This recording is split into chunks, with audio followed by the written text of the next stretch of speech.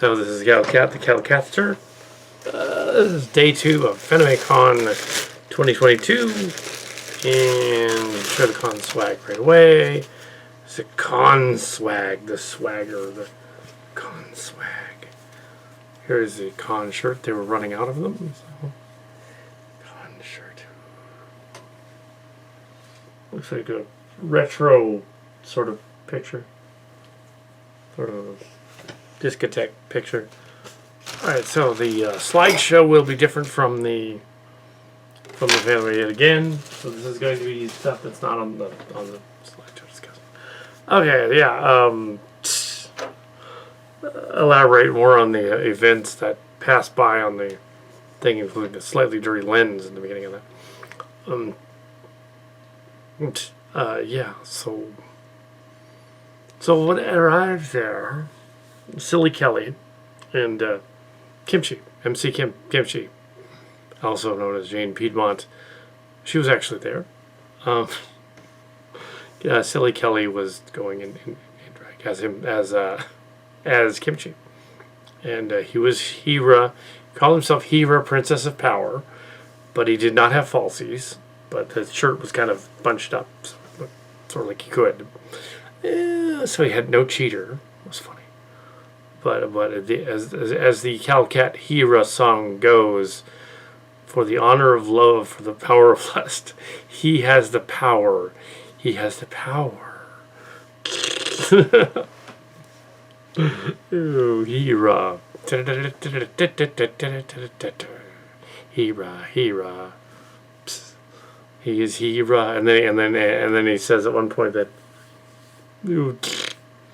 fabulous secret powers were revealed him the day he held aloft his magic cock and said, "By the power of Gay Skull." And Gay Skull is not a skull, but a butt. A goatsy going like this. It's a big butt mountain. It's got goatsy. Seems more appropriate to be the enemy of Snake Mountain. And Hera has a magic dildo. But actually, what Hera has in this case is a magic foxtail as his sword. I did go to the peace bonded table, and I said, "Do I need to peace bond this?" And they're all, "No, you don't need to do that. It's not a weapon." Yes, that's the foxtail from 3 years ago.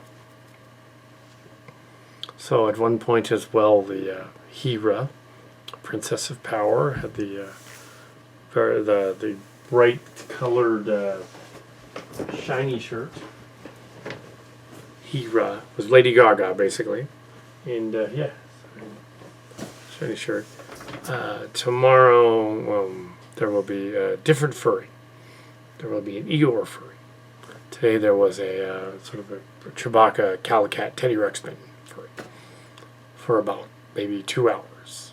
It was way too hot in that thing. Yes. But there were thousands more people in the crowd, and there was constant communication. Mom who wanted to know about baseball games and stuff, so there was like, yeah, it was kind of hard to do, to go anywhere other than the convention. Early on, there was the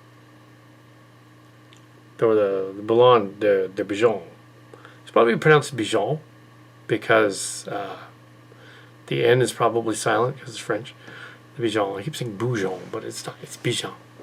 That was going to be breakfast, but I was waiting in there so long because there was a long line of all kinds of costume people in there.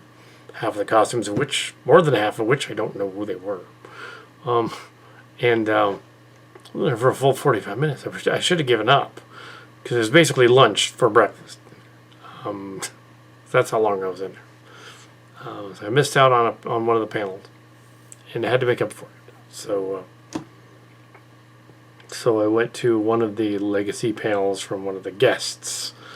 That was there, a voice actress from Senta Huiyang, I think is the name. Something like that. Yeah, something like that. Yeah. Voice actor panel. I have no idea what show. Happened to mention the, let's see, panel. Xanthe. Oh, yeah, I pronounced it right. So for some reason, Xanthe Huya, Q&A. She was, one of the guests. Definitely, she has a very distinct voice, so I've definitely heard her in stuff. Like American dubs of anime over the years. Different things. I've definitely heard that voice before. Very distinct. Mostly a Q&A, mostly people asking how to get into business, whatever. And any number of them asking about whatever current show she's working on. And then some of them actually saying in the commentary, so is there an NDA or something where I can't say anything? Or you can't say anything? And her answer was, yes, there is, so I can't say anything. In a high, squeaky voice. No, I can't tell you. There's an actual NDA for that one. Nope, not going into that. Anyway, so, yeah, because I'll get in trouble. She mentioned that there was an NDA about a tennis series, a baseball series too, the anime series. Of course, I love the tennis. Where she had an NDA at the time when doing the show, and could only talk about it after Nintendo was finished with it. It was a game, I guess. Yeah. And then she could. But she really didn't say much about it. She didn't give any details. She said I was voice actor in it. A very extremely shy fan asked about how to improve their voice talent to be a voice actor. Very shy person. Well, good for the very shy person. However, I'm thinking well, if you're that camera shy, maybe, or if you're that, I don't know, maybe it works for some people. If voice acting, some people have stage fright, so maybe if she has stage fright being on stage, maybe she's okay in the voice recording booth. Maybe that's what it is. It's probably fine. Stage acting, voice acting, yeah, it's fine. Anyway, somebody always asks the actor how to get in the business.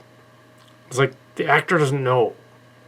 That they shouldn't ask those questions. That's a production question. If there's an anime producer, director guy shows up, ask him a question like that. Say, okay, anime director guy, how do you get into business? Say, well, you have to work hard. Go up by your bootstraps. That kind of thing. Whereas if they've asked the right people, if they ask fan art people, fan film stuff, we could have people in it, but we can't pay them. So they could have asked that, but no, that would sound very sketchy. Well, we're gonna cast you in this thing, and we're not gonna pay you. Just come over here and be our slave for a few hours. Be our animated character in our story. Yeah, for free. Yeah, no, don't do that. Slave. Food first because they called it the episode, the Fanime Bon Appetit. And and except for chow lines on one or two of the ends, cafeteria, it's cafeteria food. It's not like gourmet food, like that title would imply. And I guess because one of the guests is an anime food concoction person, but that particular person is, I guess, on one side of the thing, and if they're all interested in him, there's a long line in there. Not a chance of Kal Kat getting in there. Not a chance. There was line con all day outside, but we weren't in the line con because we could get in. So, but people were waiting to get in with tickets for this day, each day. And they shouldn't do that. They should just pay for the whole thing. If you're coming from out of state or something, just pay for the whole 4 days. Just eat the cost. No. Because you'll be in line all the way through the convention and never get in.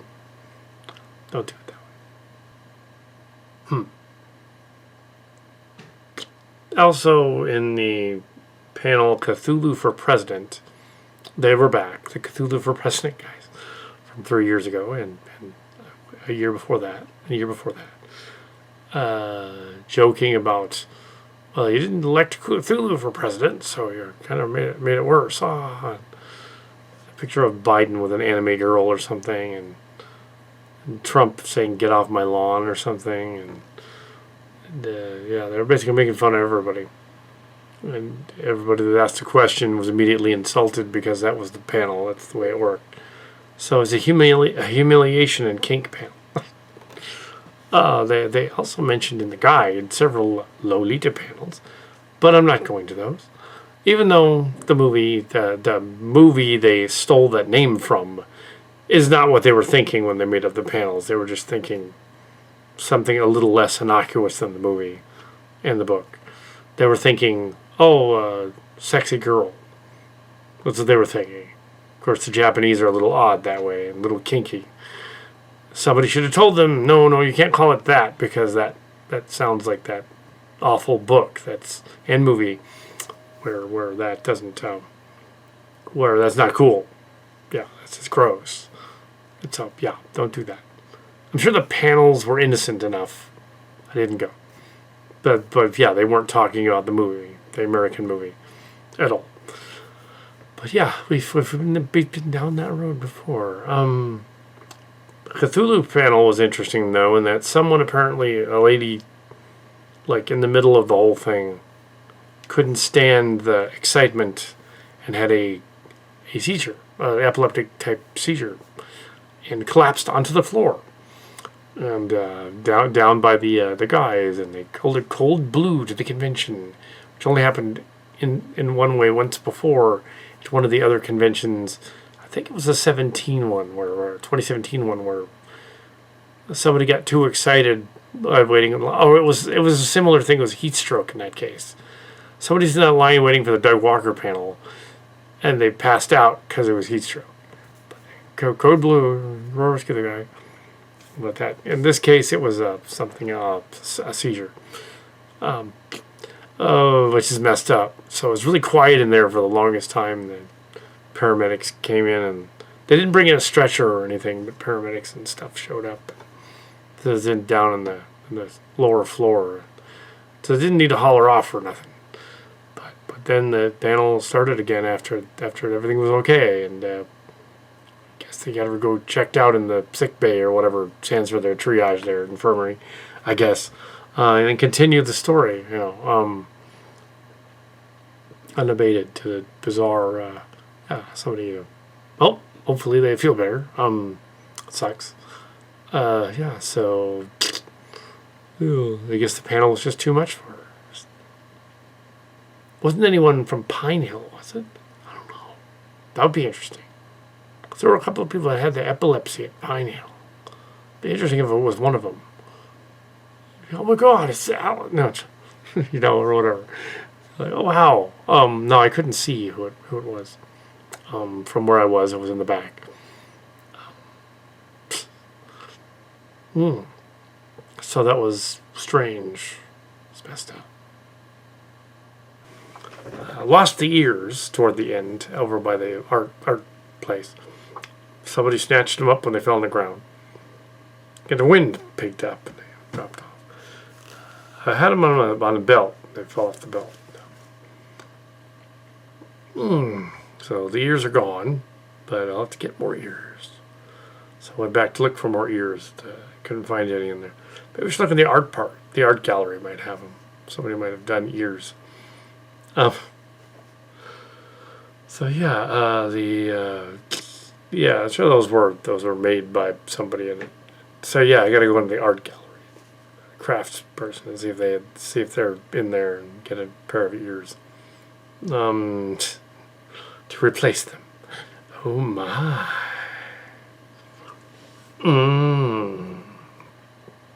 But yeah. So this is continuing on day one. There was another trip to the Boujon. That's after the ears got lost. That was at the end. And it was another 30 minutes in there. I don't know why I didn't just leave. There's no reason to stick around if it was going to take that long. It ended up at Mama's Pizza, which has a New York style pizza with the crust that was a little too hard, but yeah, it was all right. It was fine. It was fine. Yeah. Anyway, so that's the food. Oh, and the Uber on the way back got lost on Montague, going the other way. Turn around at Milpies Boulevard. Yeah, even though we had too busy listening to the radio, which was playing club tunes. He was just excited. You know, I don't know why. Anyway, so yeah, that's pretty much Fanime Day 2. There was some walking around, less pictures. Probably get more pictures tomorrow. There were just so many people crowded in there. At least 15,000. It was a lot. All crowded around in there. The super spreader event, you see. A Fanime.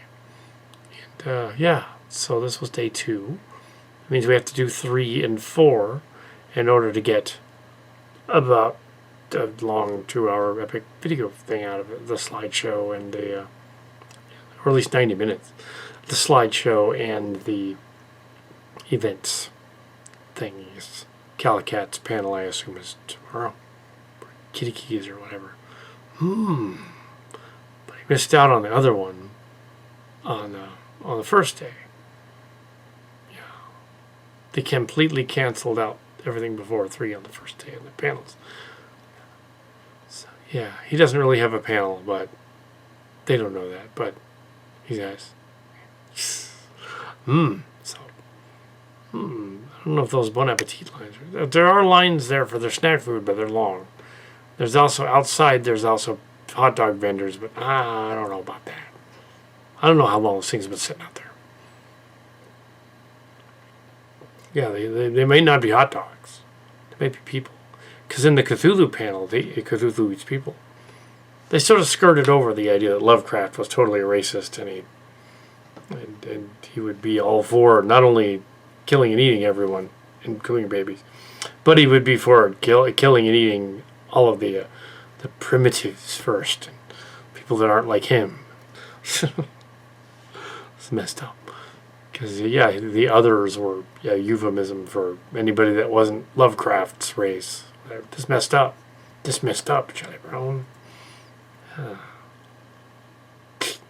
This messed up. Yeah. Anyway, so yeah, it's kind of silly. Yeah, the con swag. There were swords and of plastic variety and others, but there was nothing that said Hira sword necessarily. Painted a different color or whatever. Nothing that really said that. And yeah. So yeah, we did see the character of Kimchi from Starcrackers who showed up, as well as Carrie from Starcrackers or Silly Kelly. So that was awesome. Yeah. Lost track of her about halfway through. Maybe she went home. But yes, Starcrackers. Oh, so that was interesting. And Cowpoke started in, even though it wasn't supposed to be Cowpoke, about the ears. It's supposed to be Kelly the whole time. Anyway, so I'll do the slideshow.